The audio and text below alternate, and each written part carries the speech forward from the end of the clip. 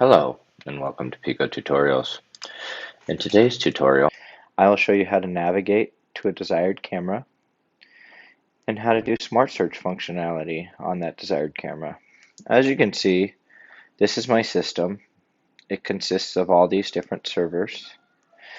For today's tutorial, I'll navigate to our Portland office, choose the crosswalk camera, and just like in the thick client, we also have the option to do Smart Search within the mobile application. As you can see, the person on the bottom left-hand side, when you click it, it shows the same red functionality that it would within the thick client. To search for an area, you initialize it by holding down on the screen and drawing a box within that screen.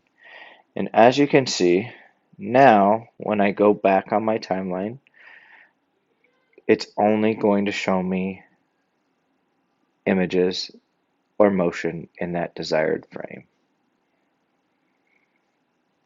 You can zoom in by using the plus to get a little bit more granular on your scale, or you can click the minus to zoom out a little bit. But again, in the top right hand corner, to get rid of that area, say you found the image and you want to search the motion in that, now you click the X in the area screen and that box is now gone. Thank you for watching Piko Tutorials.